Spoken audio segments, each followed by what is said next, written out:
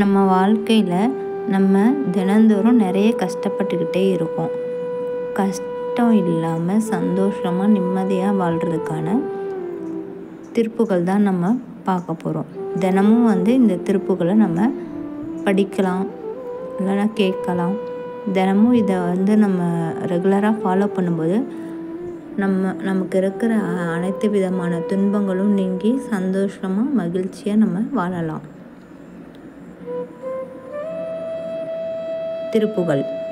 அதிரும் கழல் பணிந்து உன் அடியேன் உன் அபயம் புகுவதென்று நிலை காண இதயந்தனிலிருந்து கிருபையாகி இடர் சங்கைகள் கலங்க அருள்வாயே.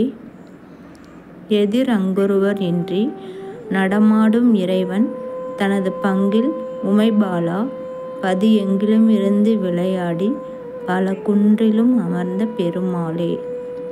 வாழ்க வளமுடன்.